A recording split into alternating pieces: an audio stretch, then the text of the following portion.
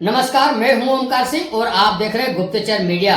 सिद्दीगंज थाना क्षेत्र अंतर्गत ग्राम रामपुरा कला से एक अपहरण का मामला सामने आया है। आपको बता दें, उक्त आरोपी द्वारा पहले लड़की से दोस्ती कर उसे भरोसे में लेकर घुमाने के बहाने अपने साथ लेकर फरार हुआ।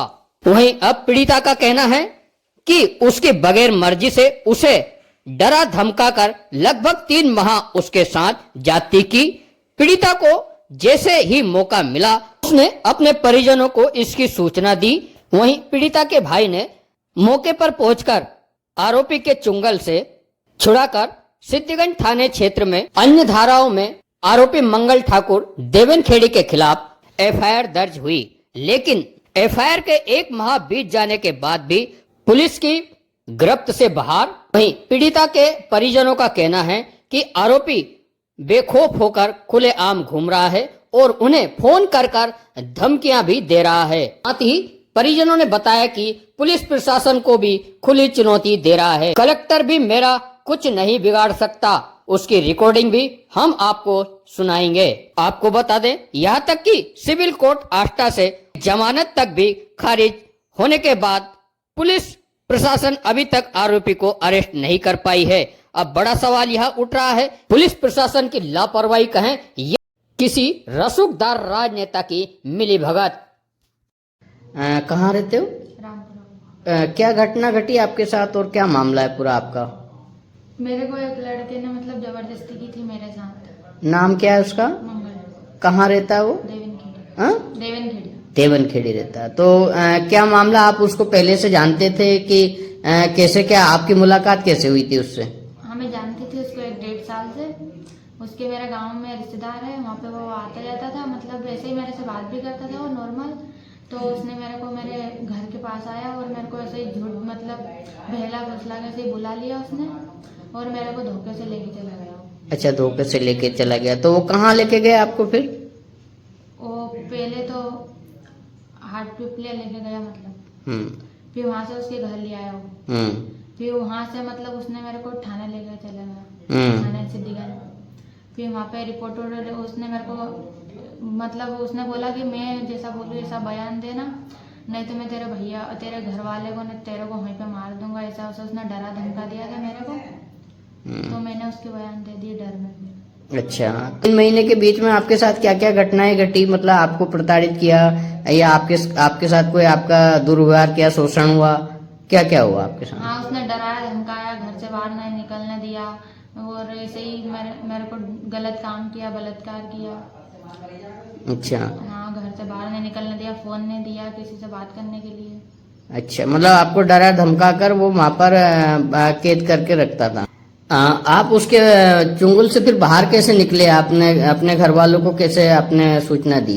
वहाँ से मेरी तबीयत खराब हो गई थी तो वो मेरे को आष्टा लेकर आया था हॉस्पिटल। फिर वहाँ से मैंने किसी भैया के पास से फोन लिया और मेरे भैया के पास। कौन लेके आया आपको हॉस्पिटल? मंगल लड़के लेकर आया। अच्छा, मंगल जो लड़का जो आपको लेके गया था। हाँ। अच्छा, अब आप क्या चाहते हैं? मैं मेरे घर जाना चाहती हूँ मैं तो। अच्छा, उसके खिलाफ अभी एफआईआर वगैरह दर्ज कराई आपने? करा दी। कौन से थाने में कराई? सिद्दीगंज थाने में एफआईआर दर्ज हो गई। अभी एफआईआर होने के बाद में क्या लड़का, उसको पुलिस वाले कोई पकड़ नहीं रहे, वो हमको धमकी दे रहा है, फिर भी नहीं पकड़ रहे उसको। क्या धमकी दे रहा है? किस किस को धमकी दे रहा है? मारने की धमकी दे रहा, मैं ऐसा कर दूंगा वैसा कर दूंगा, घर वाले को भी तेरे को भी सबको। अच्छा, आपके घर वाले को और आपको मारने की धमकी दे रहा है, दबाव बना रहा है आपके ऊपर। क्या बोल रहा है आपको? धमकी दे रहा, बोले मैं तेरे को ले जाऊंगा, ऐसा कर दूंगा, तेरे घर वालों को मारूंगा। क्या नाम है साहब का? कृष्णपाल नाम है। कृष्णपाल जी, क्या मामला है? और जो आप बता रहे कि आपकी बहन के साथ में कोई घटना घटी, तो क्या हुआ उसमें? हमने 23 तारीख 7वें महीने में एफआईआर दर्ज की थी सिद्दीगंज थाने में। उसमें 2 धाराएँ लगी, 64 और एक 351 प्री लगी है।